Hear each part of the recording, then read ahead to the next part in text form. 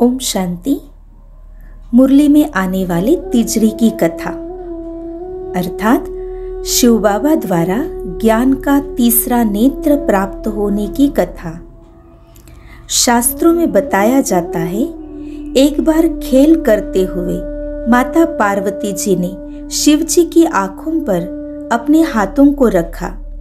परिणाम स्वरूप पूरा विश्व अंधकार और दुख में डूब गया, जीवन बुझ गया। मानव और जानवर दुख से चिल्लाने लगे।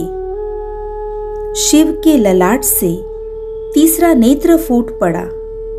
विश्व में रोशनी तो फैल गई, लेकिन रोशनी की वह ज्वाला इतनी तेज थी कि उसने हिमालय पर्वत को जलाकर राख कर दिया।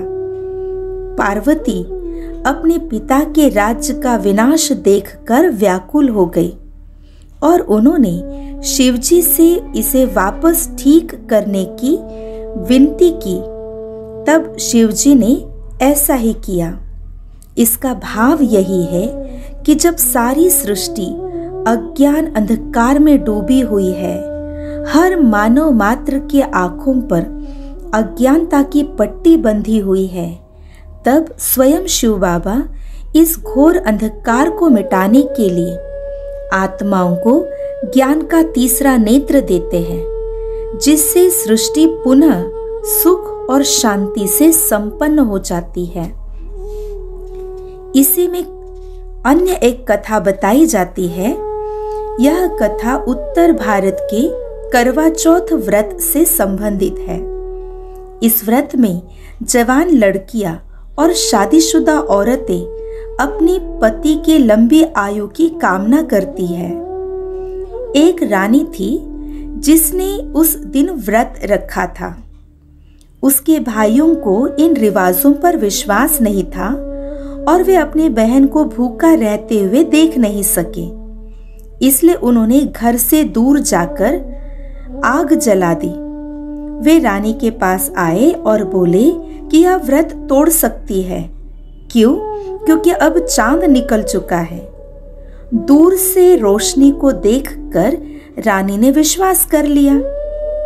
व्रत के दौरान स्त्रियां सिलाई नहीं करती हैं, लेकिन जब रानी ने कुछ सिलना शुरू किया तो प्रत्येक बार कपड़े में सुई डालते ही वह सुई उसके पति को चुभी, जो कि बहुत दूर रहता था। वह बेहोश हो गया। जब रानी घर में अपने पति के पास गई, तब उसे अपनी गलती मालूम हुई और उसने सुइयां निकालना शुरू कर दिया।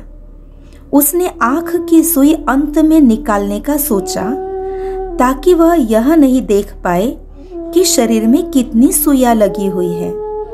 यह करने के पहले रानी तैयार होने गई। इतनी देर में उसकी नौकरानी ने राजा की आंखों से सुइयां निकाल दी और उसे कहा कि वह उसकी पत्नी है। राजा ने बेहोशी में अपनी याददाश्त खो दी थी, इसीलिए दासी की बातों पर विश्वास कर लिया। रानी को उनकी दासी की तरह रहना पड़ा। वह चुपचाप अपने पति की सेवा करती रही।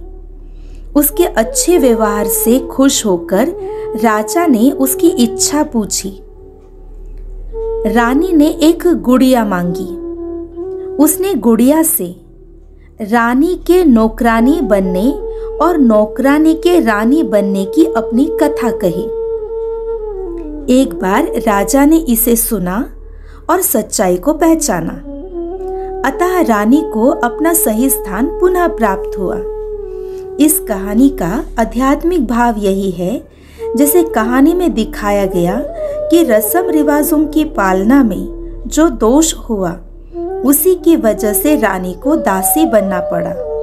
सतयुग में आत्माएं दैवी गुणों से संपन्न और स्वराज्य अधिकारी थी, लेकिन धीरे धीरे आत्मा अपनी असली पहचान को भूलकर, ईश्वरीय निर्देशों को भूलकर जब देह अभिमान में आ गई और विकारों में फंस गई, तब से आत्मा पूज्य से पुजारी और राजा से प्रजा बन गई।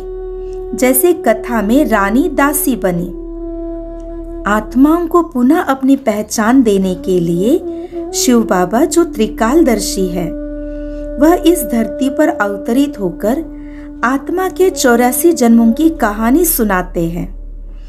आदि सनातन देवी देवता धर्म की जो आत्माएं होती है, 84 जन्मों की कहानी सुनने से उनको अपनी असली अस्तित्व की याद आ जाती है, जैसे कि राजा को असली बात पता चले। जब आत्माएं सर्वशक्तिवान ईश्वर के निर्देशों पर चलती है तो अपना खोया हुआ राज्य पाकर अपनी सही स्थिति को पा लेती है, जैसे रानी दासी से फिर से रानी बनी। तो संगम युग पर स्वयं परमात्मा निराकार शिव आकर के हम सभी मनुष्यात्माओं को ज्ञान का तीसरा नेत्र देकर के हमारी याददाश्त वापस दिलाते हैं और पुनः हमें मानव से देव बनाते हैं। तो संगम युग पर बाबा की मुरली ही ये तिजरी की कथा है, जिसको सुनने से आत्मा पुनः सुख शांति समृद्धि को प्राप्त करती है। ओम शांति।